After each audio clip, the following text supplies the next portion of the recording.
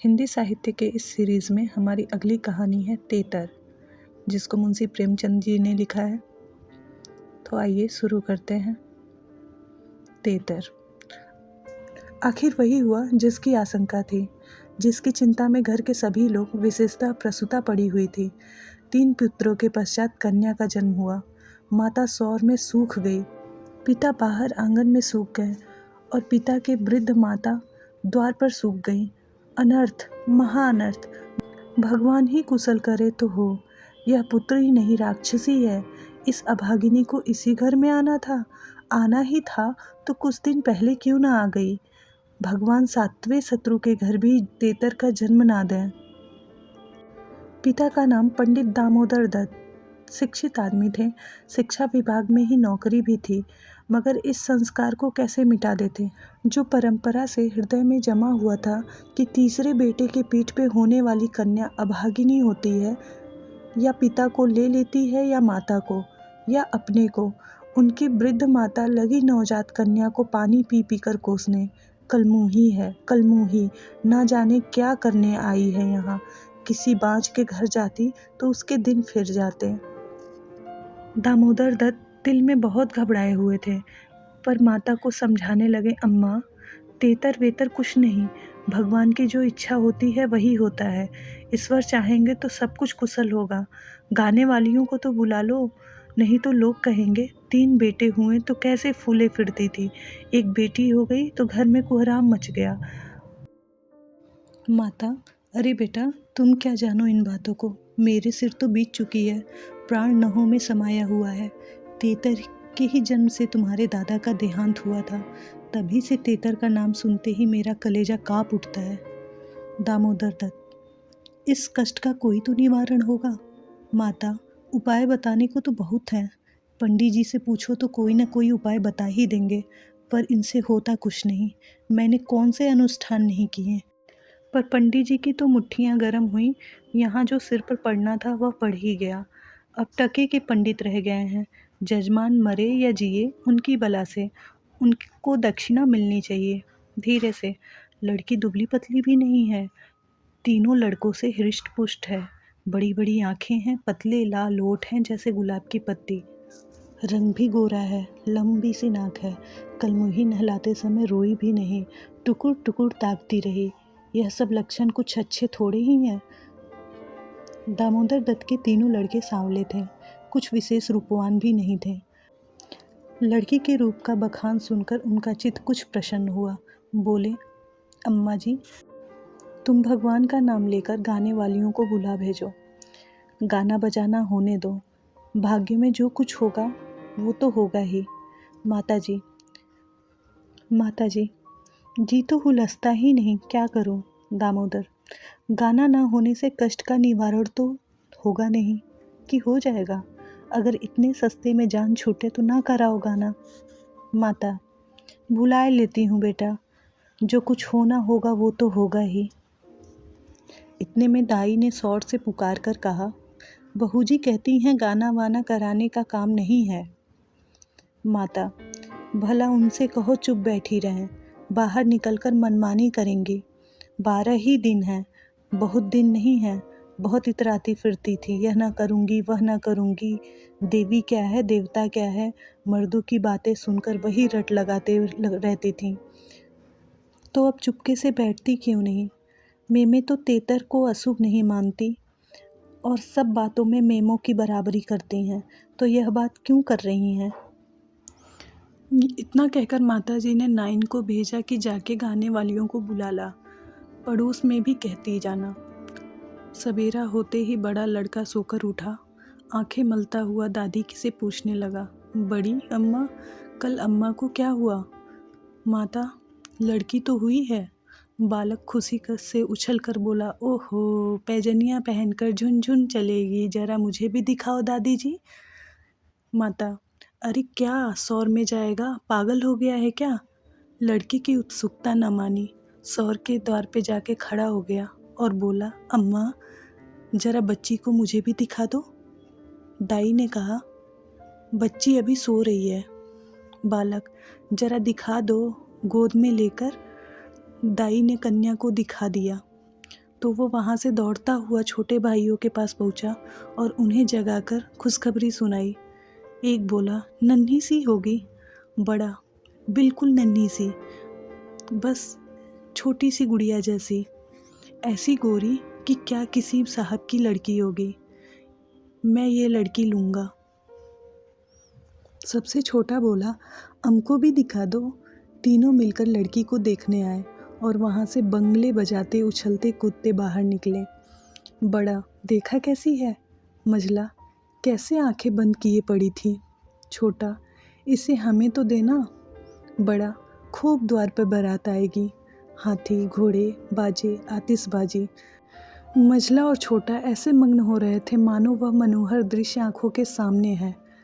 उनके सरल नेत्र मनोल्लास से चमक रहे थे। मझला बोला, फुलवारियाँ भी होंगी। छोटा, हम भी फूल लेंगे।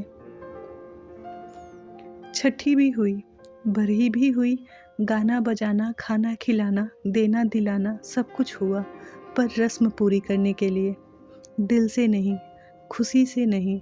लड़की दिन प दिन दुबली और अस्वस्थ होती जा रही थी। माँ उसे दोनों वक्त अफीम खिला देती और बालिका दिन और रात नशे में बेहोश पड़ी रहती। जरा भी नशा उतरता तो भूख से विकल होकर रोने लगती। माँ कुछ ऊपरी दूध पिलाकर अफीम खिला देती। आश्चर्य की बात तो यह थी कि अब की उसकी छाती में दूध ही नहीं उतरा। यूँ भी उसे दूध देर से उतरता था, पर लड़कों की बेर उसे नाना प्रकार के दुग्धवर्धक औषधियाँ खिलाई जाती थी। बार बार शिशु को छाती से लगाया जाता था, यहाँ तक कि दूध उतर ही आता था। पर अब की बार ये योजनाएं न की गईं। फूल सी बच्ची कुमिलाती जा रही थी। माँ तो कभी उसकी तरफ ताकती भी न थी।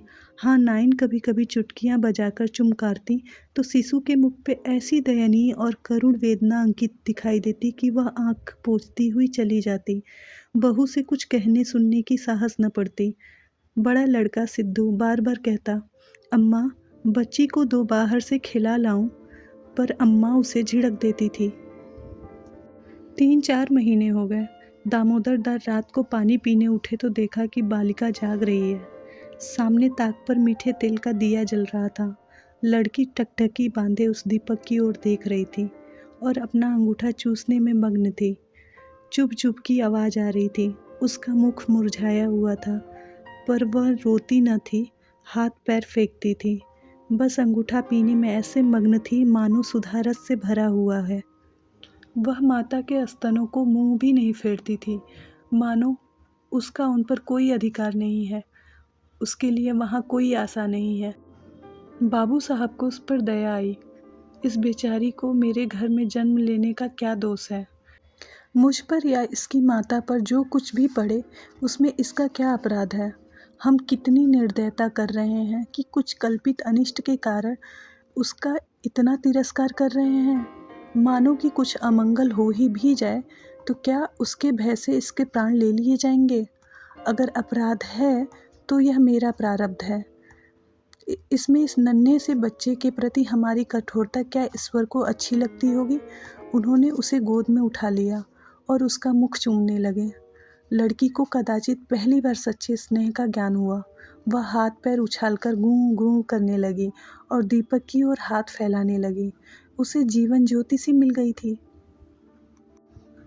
प्रातःकाल दामोदर दत्त ने लड़की को गोद में उठा लिया और बाहर ले आए। स्त्री ने बार बार कहा, उसे पड़े रहने दो, ऐसी कौन सी बड़ी सुंदर है अभागिन, दिन रात प्राण खाती रहती है, मर भी नहीं जाती कि जान छूट जाए। किंतु दामोदर दत्त नहीं माने। उसे बाहर ले आए और अपने बच्चों के साथ बैठाकर खिलाने लगे। उनके मकान के सामने थोड़ी सी ज़मीन पड़ी हुई थी। पड़ोस के किसी आदमी की बकरी उसमें चरा करती थी।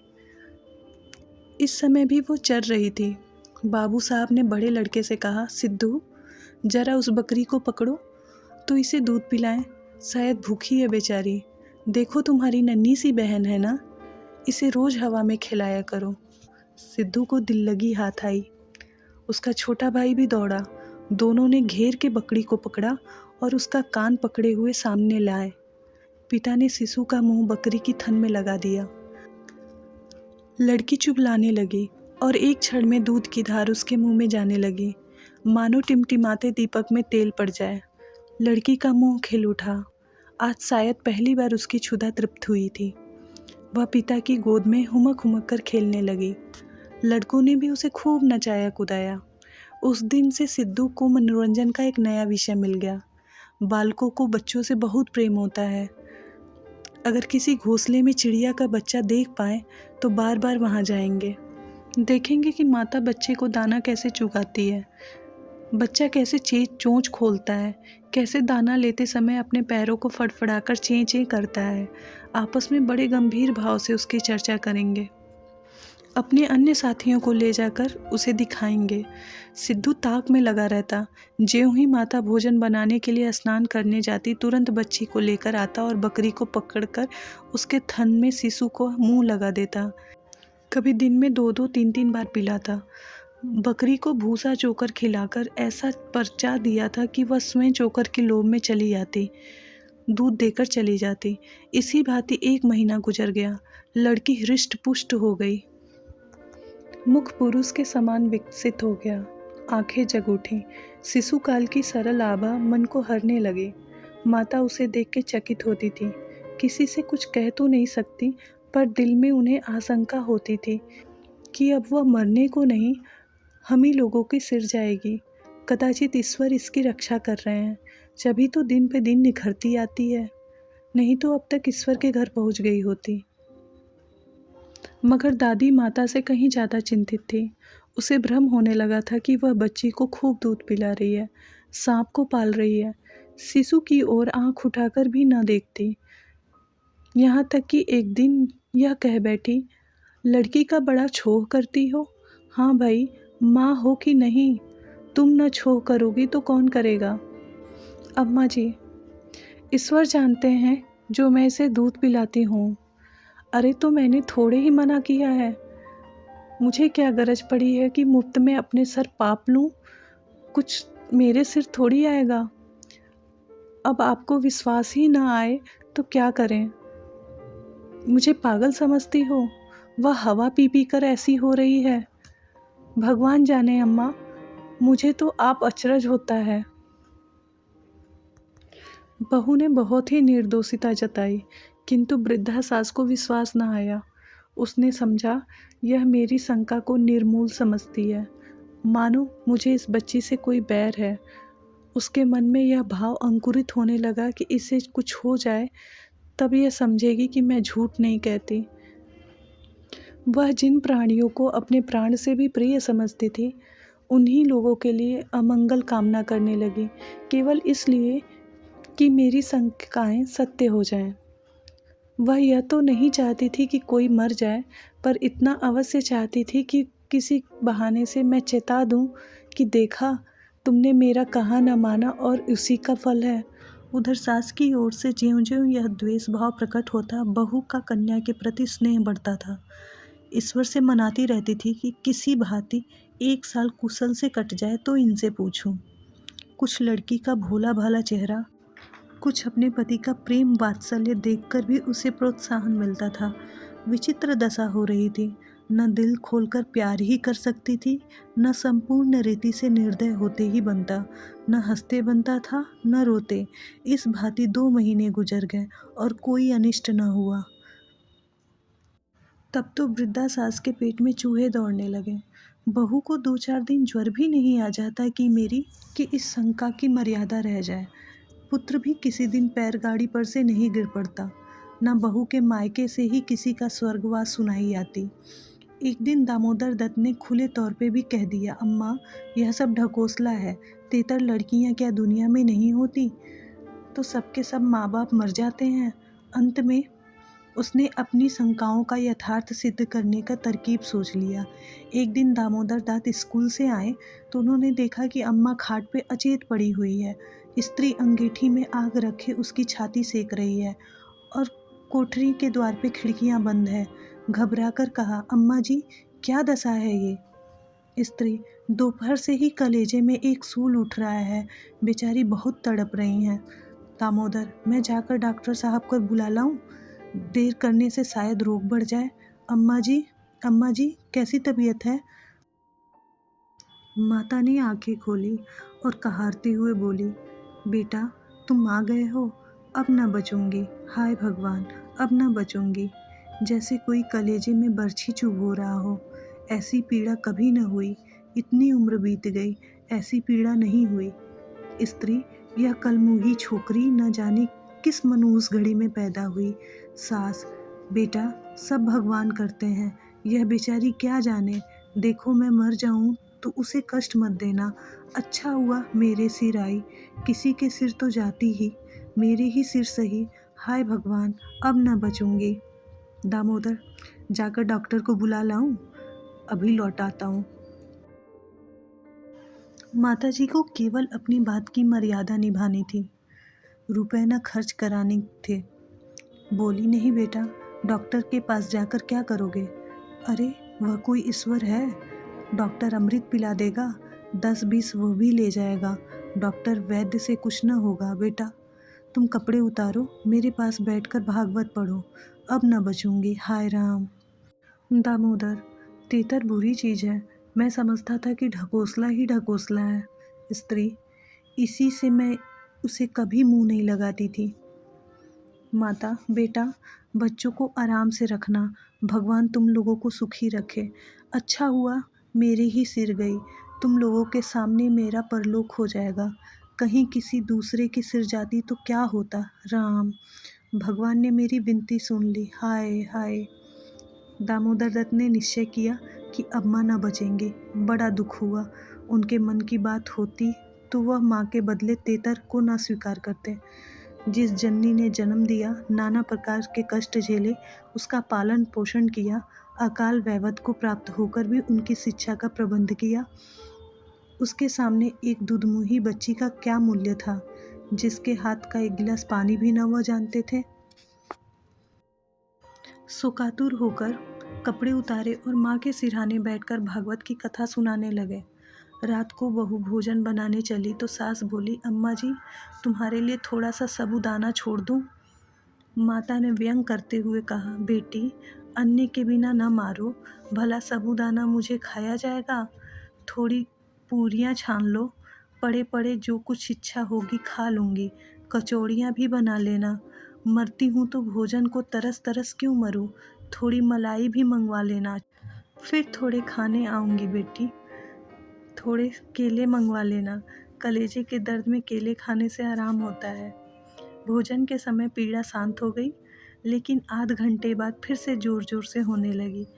आधी रात के समय कहीं जाकर उनकी आँख लगी। 1 सप्ताह तक उनकी यही दशा रही।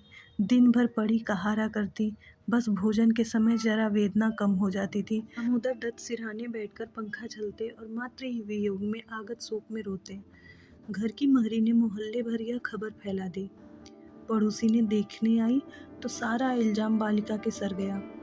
एक ने कहा, यह तो कहो कि बड़ी कुशल हुई कि बुढ़िया के सिर आई, नहीं तो तेतर माँ बाप दोनों में से एक को लेकर तभी शांत होती है। देव ना करें किसी के घर तेतर का जन्म हो। दूसरी बोली, मेरे तो तेतर का नाम सुनते ही रोएं खड़े हो जाते हैं। भगवान बाज रखे पर तेतर ना दे। 1 सप्ताह बाद वृद्धा का कष्ट निवारण हुआ, मरने में कोई कसर न थी। वह तो कहो पुरखों का पुण्य प्रताप था, ब्राह्मणों को गोदान दिया था, दुर्गा पाठ हुआ, तब जाके कहीं संकट कटा। धन्यवाद।